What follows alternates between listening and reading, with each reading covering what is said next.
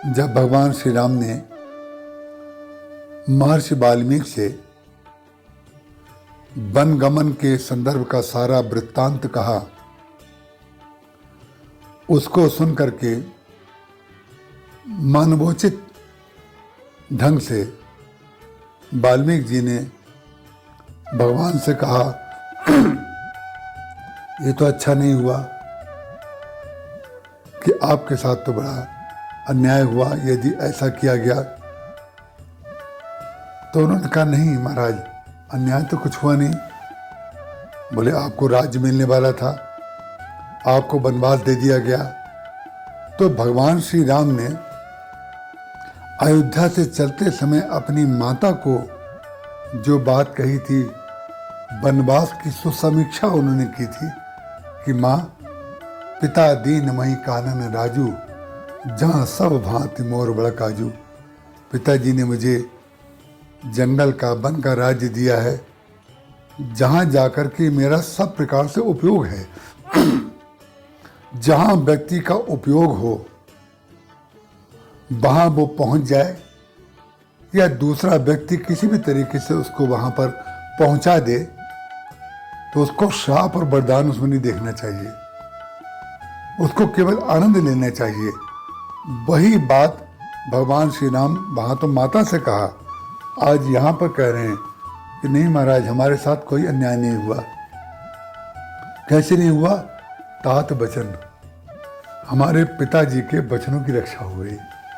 वो सत्यवादी हैं, उन्होंने माता कैकेयी को वरदान देने का वचन दिया था, उनके वचन की रक्षा हो गई। तात वचन पुनि मातु हित, हमारी माता कैकेयी जो चाहती थी उनका हित हो गया।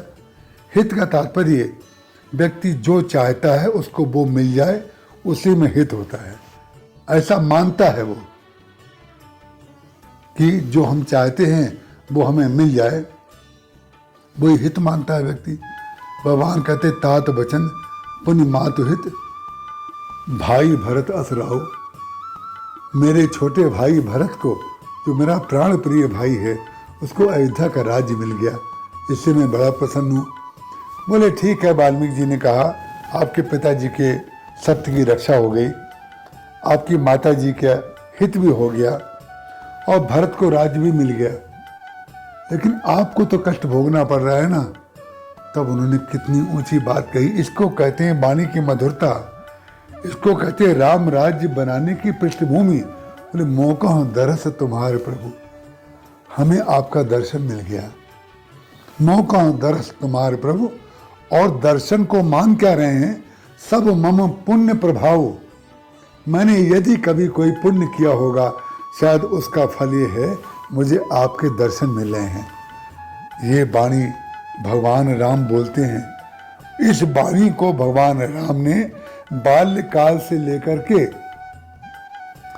और जब राम राज्य बन गया, अमराई में भगवान जाकर के लेट जाते हैं, वहां तक इस वाणी को कहीं खंडित नहीं किया। दूसरों के हृदय में अमृत घोलने वाला व्यक्ति राम राज्य बनाता है, और दूसरों की दृष्टि में अपने को सत्यवादी सिद्ध करने वाला, स्वाभिमानी सिद्ध करने वाला। हमने संसार में जितने लोग देखे हैं, बड़े बड़े गुणियों के संपर्क में मैं आया, हमने देखा कि बड़े बड़े गुणी लोग भी अपने अभिमान को स्वाभिमान के नाम पर बार बार प्रस्तुत करके परम अभिमानी बन जाते हैं। हम अभिमानी तो नहीं हैं, लेकिन स्वाभिमानी जरूर हैं। ये आप किसको बता रहे हैं? स्वाभिमानी अगर हैं तो आपके स्वाभिमान की धारणा और आपकी भावना दूसरे को पता चल जाएगी। आप जो हैं वो दूसरे को पता चल जाएगा। अपने मन से मत बताइए हम स्वाभिमानी हैं। स्वाभिमान के नाम पर भी लोग अभिमान का पोषण करते हैं, और अभिमान के नाम पर भी दूसरों को कष्ट देते रहते हैं। यदि वाणी का उपयोग सीखना है तो रामचरितमानस में भगवान राम से सीख लिया जाए, राम राज्य हमारे जीवन में बन जाएगा।